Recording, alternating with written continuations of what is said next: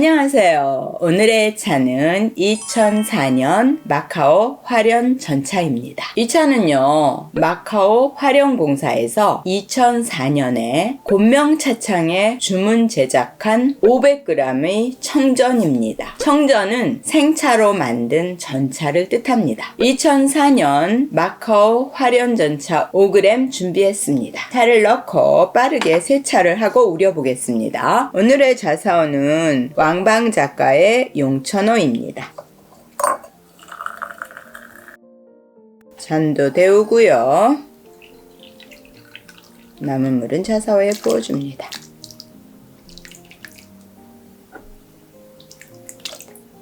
자, 그러면 15초 우려보겠습니다. 한 번 더 우리겠습니다.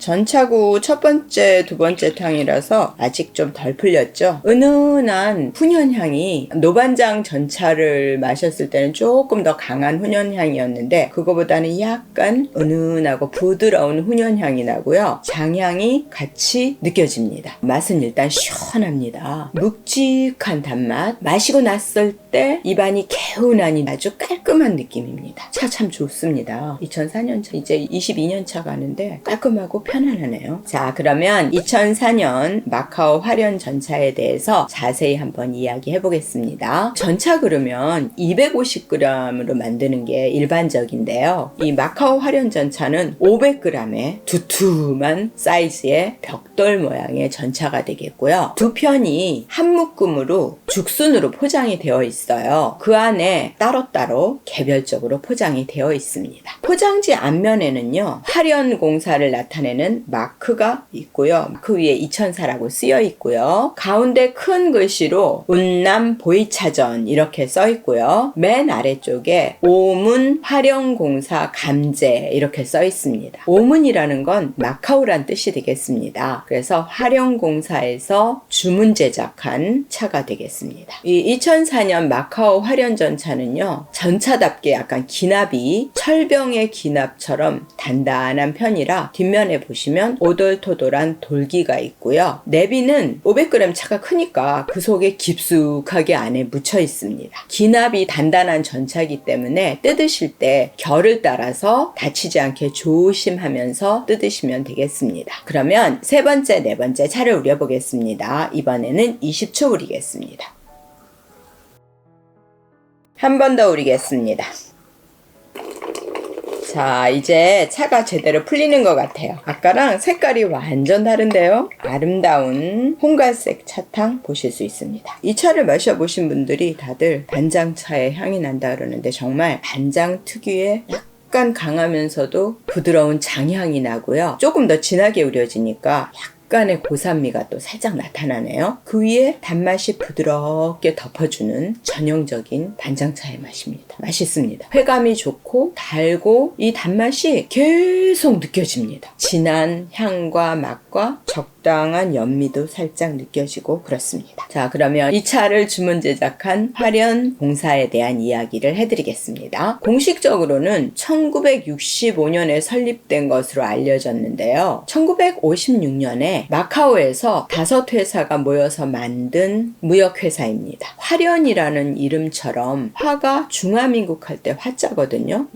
연합이란 뜻이에요. 해외 화교들이 연합하여 공동으로 운영하는 기업으로 시작되었습니다. 1960년대 화련공사는요, 광동 다엽공사의 주요한 파트너로서 중국 보이차의 해외 시장을 개척하는 중요한 통로 역할을 하게 되었습니다. 차무역을 대규모로 확장을 하고 마카오 차산업의 중심이 되었습니다. 화련공사는 또한 홍콩의 남천공사 등과 함께 중차공사의 보이차를 주문 제작하여 유통했던 주요 무역회사 중에 하나입니다. 특히 운남 보이차를 대중화시키는데 중요한 역할을 했습니다. 1996년에 홍콩의 중국 반환을 앞두고 홍콩의 차상들은 후에 상황이 어떨지 매우 불안했습니다. 보유하고 있는 차들을 모두 팔고 정리하기 시작했어요. 더 이상 보이차를 주문하지 않았습니다. 보이차의 가장 큰 시장이었던 홍콩의 주문이 줄어들게 되니까 운남성 다역공사에는 대량의 모차가 쌓이게 됩니다. 이때 화련공사는 많은 모차를 저렴한 가격에 구입하게 됩니다. 구입한 모차는 국영차창이었던 곤명차창에서 전차로 만들어졌고요. 만들어진 전차가 다시 마카오로 수출을 하게 됩니다. 이렇게 해서 만들어진 보이차가 바로 화련청전입니다. 자, 5번째, 6번째 차를 우려보겠습니다. 이번에는 25초 우리겠습니다.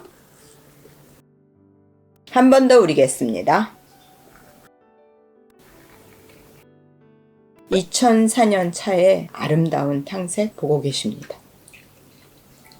향기는 여전히 은은하고 부드러운 장향과 훈연향이 약간 섞여있는 그런 향기고요. 시원하고 살짝 깔려있는 고삼이 여전하고요. 그 사이에 차의 기운이 확 올라와서 손이 벌써 따끈따끈하네요. 알게 모르게 온몸에 기운이 확 퍼졌습니다. 차가 묵직하면서도 진하고 풍부한 맛. 원래 화련 보이청전은요, 연미가 섞인 독특한 향미가 특징이에요. 확실히 특별한 연미 느껴지고요. 차에 자꾸 손이 가는 편안하고 좋은 차입니다. 입안 가득 지금 단침이 올라오고 손도 따뜻하고 기분이 아주 좋습니다. 보이차는요, 후발효차예요. 시간이 지나면서 보이차가 숙성이 되고 맛과 향이 변해지게 됩니다. 똑같은 보이차래도 어떻게 보관했느냐에 따라서 보이차의 익는 속도라든가 향미나 보이차의 품질 등이 많은 차이를 보여주게 됩니다. 오늘은 보이차 저장 방식에서 많이 말해지는 건창, 습창, 자연창에 대한 이야기를 해드리겠습니다. 건창은 상대적으로 습도가 낮고 건조한 곳에서 보관하는 것입니다. 명확한 온습도의 기준은 의견이 분분하지만 일반적으로 보통 건창은 온도 20도에서 30도 정도, 습도는 40에서 65% 정도로 이야기됩니다. 건창에서 보관된 보이차는요, 발효 속도는 좀 늦은 편이지만 차의 향이 뛰어나고요, 탕색이 맑고 깔끔합니다. 습창은 상대적으로 습도가 높은 곳에서 보관되고요, 온도도 높은 편입니다. 온도는 보통 25도에서 35도 정도고요, 습도는 80에서 90%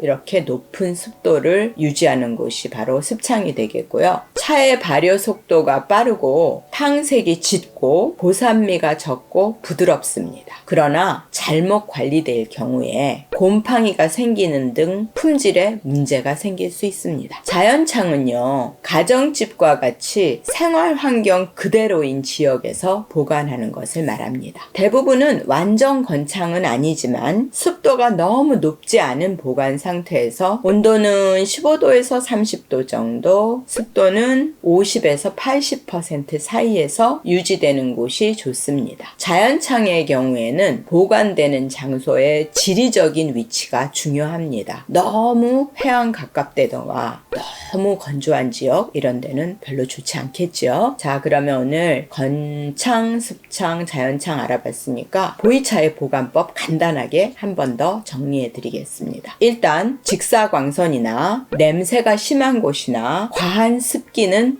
피해야 합니다. 통풍이 잘 돼서 산소의 공급이 잘 돼야 발효가 잘 되겠죠. 온습도는 사람들이 살기에 적당한 곳, 보통 온도는 25도 정도, 습도는 70% 정도가 적당하다고 합니다. 차 맛있게 마셨으니까 엽절을 보여드리겠습니다. 2004년 찻잎인데 깨끗하고 깔끔하고 탱탱하고 좋은 찻잎 보실 수 있습니다. 화련전차는 확실히 전차임에도 불구하고 찻잎의 상태가 조금 더 등급이 높다, 찻잎이 좋네, 이런 생각이 듭니다. 차 맛있게 마시고 엽저도 봤으니까 오늘은 이만 끝내겠습니다. 다음에 만나요.